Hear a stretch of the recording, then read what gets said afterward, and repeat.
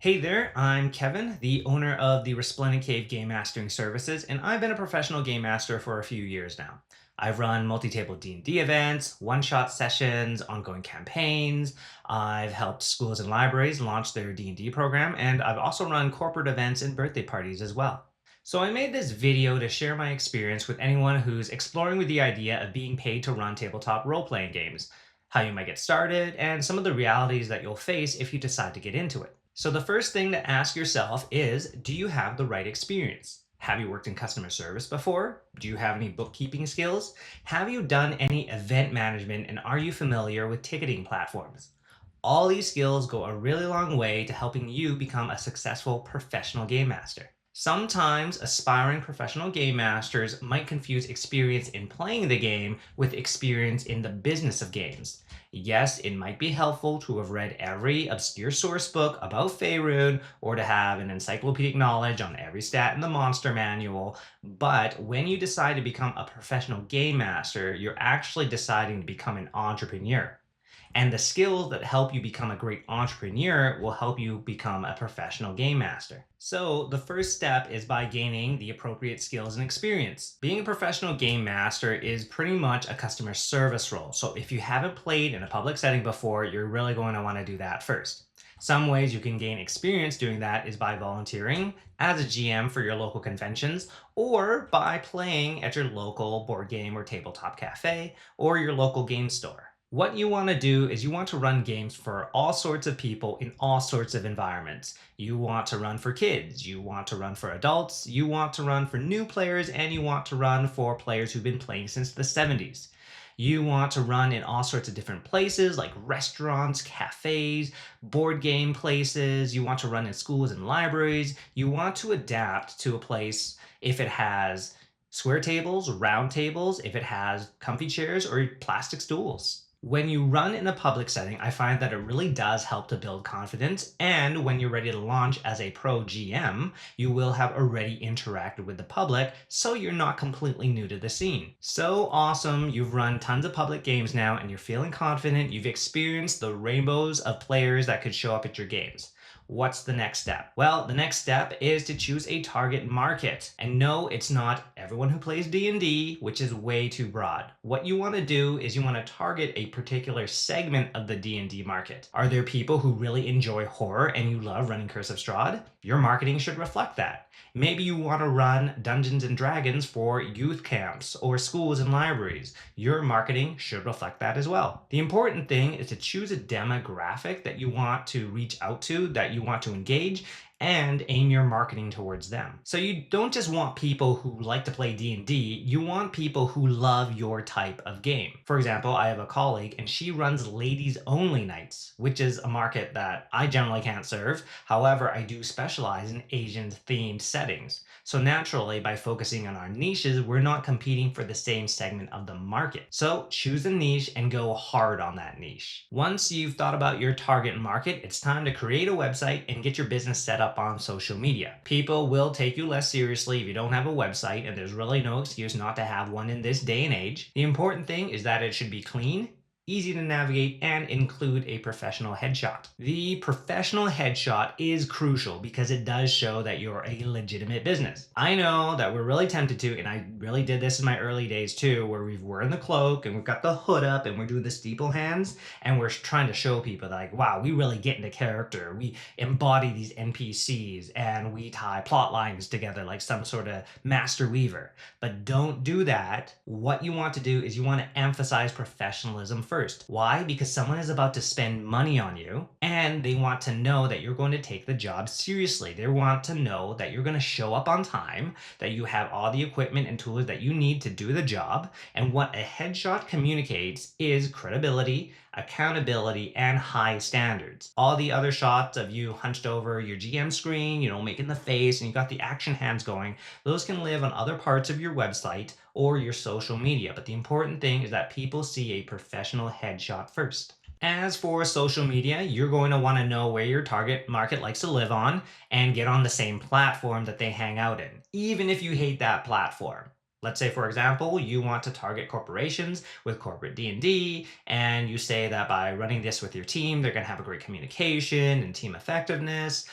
Corporate usually happens on LinkedIn, so that's probably where you're going to want to advertise. Maybe it might be an age range that you want to target. For instance, the 24 to 35 age range is most commonly on Instagram, so you may want to advertise there. The important thing is to find out where your target market lives and get on that same platform. Once you set up your website and your social media, it's time to look at business structure, insurance, and financials. Are you going to be a sole proprietorship or are you going to incorporate? There's pros and cons to either, and we're going to take a look at what those are. So, as a sole proprietorship, you and your business are the same thing. When someone pays you to render services like run a session, they are paying you directly, and so that becomes part of your personal income. Here in Alberta, you can register a trade name for like $25 or something at any registry. And for those that don't know what a trade name is, it is what the name your business will be operating as. For instance, you could register something like Danny's DM Services, which is kind of cool. And so with a sole proprietorship, it's the easiest way to get started. It's quick, it's easy, it's cost effective. Corporations are a little more complicated. And what you should realize is when you do incorporate, you and your company become separate entities. So it exists on its own thing. And it's a little more expensive too. Here in Alberta, to register a corporation, it's around like $450, but you do only do it once. So, what are the benefits of incorporating? Well, it does provide some legal protection. If there's a lawsuit that arises from damages that occurred because of your business operations, maybe someone tripped and fell and they injured themselves at your event and they decide to sue, they would be suing the company and not you. So, they would go after your company's assets and not your personal assets. When you're sole proprietorship, a person, a claimant, can actually go after your personal assets, like your house, your car, or anything in your personal bank account. Whereas if it's a corporation, they can go only after the things in that corporation. Another benefit to being incorporated is it does increase your credibility. In my experience, when I'm working with a corporation, they really do prefer working with other corporations. There's also a little bit of prestige when you can say something like, I am the founder of Danny's DM Services and I serve on its board of directors. It's pretty cool. When it comes to paying yourself when you have a corporation, it's a little more complicated. It does take a few more steps.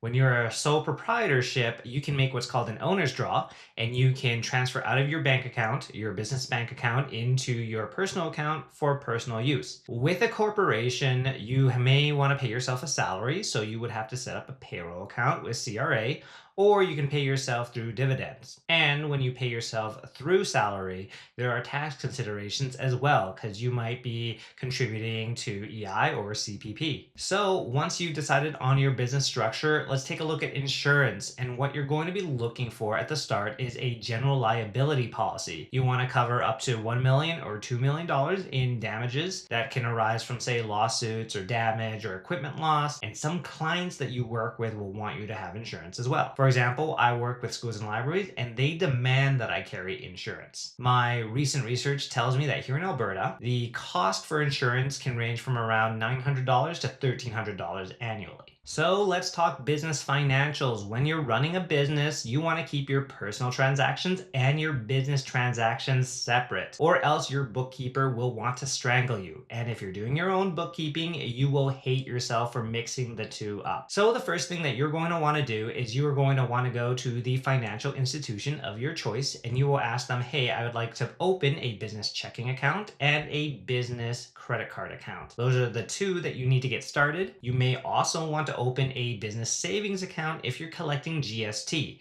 Generally, you don't need to register for a GST number until your business makes over 30K. But for me as a corporation, I knew that I was going to charge GST anyways, so I just got it started right at the start and it's made things really easy. So if you do have a savings account to collect GST, take the GST you collect from your transactions, put it in that savings account so you don't accidentally spend it, and then you can pay that off when it comes to tax time. So when you have your business account set up, you want to make sure that you you charge business stuff from that business account and personal stuff from your personal account. What you really don't want to see is like 4 large pizzas and skin cream in the same account as like printer paper and a laptop. So now you're ready to collect money. And there's generally 2 ways that I do this. One of them is to use a ticketing platform like Eventbrite or Luma. I personally enjoy using Square because I have the terminal and it integrates really easily. If you run online, you may also use startplaying.games. A lot of game masters got their start on there as well. Another thing you're going to want to learn to do is invoicing. So for those one-off events like bachelorette parties,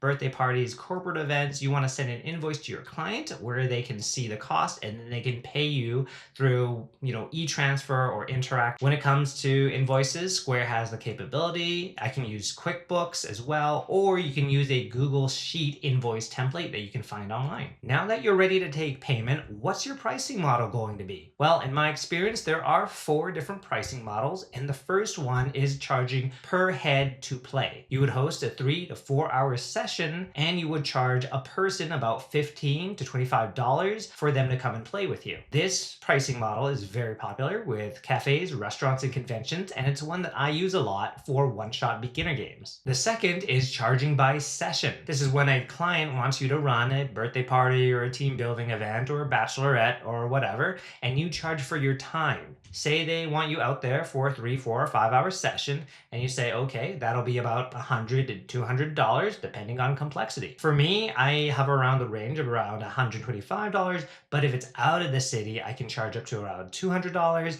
I know game masters that have charged up to $5,000, and that's for fully catered events, hotel conference rooms, costumes, and everything. The third is charging by campaign or program. This is one I use for when I run school programs or D&D camp. It's when you package an 8 to 10 week session over a period of several weeks or whatever time frame you choose.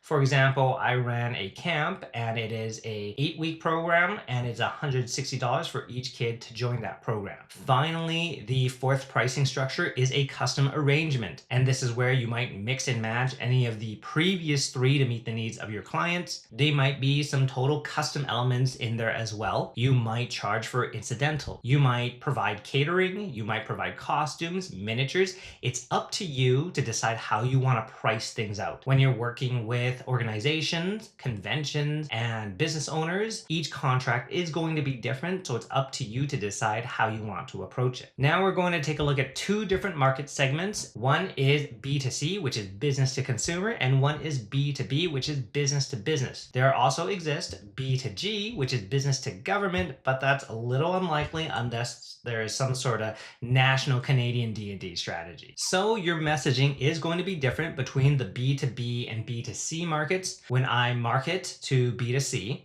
what I normally do is I emphasize things like the uniqueness, the experience, and the enjoyment that a player might get playing with us.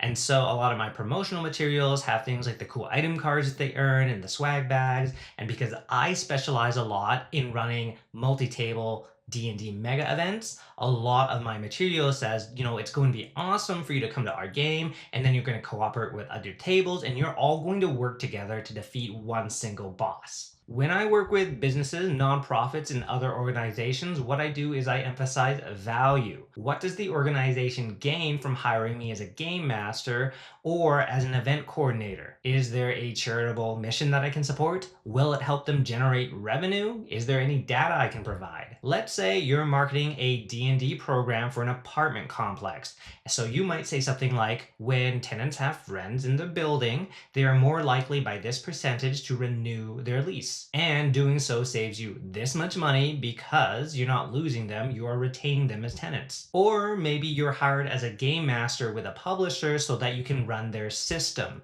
And what they really want is engagement. So what they do, they bring you in, run the system, and they say, hey, before your players leave, get them to sign up on our Discord or our newsletter so that we can reach out to them by the time our next release comes out. By now, you should have everything you need to start your new career as a professional GM. I do have some final tips for you to help grow your business and increase your reach. If there is any sort of topic that you consider yourself an expert on in the TTRPG space, such as dungeon design or character voices or map making, you should definitely host a workshop or seminar. What you want to do is position yourself as an expert on the topic so that you can build credibility, so that you can increase your reach, and you can provide value to your potential customers. So, my personal favorite growth strategy is to go to networking events. And what I really like about those is you get to meet other entrepreneurs and you get to be part of the startup ecosystem.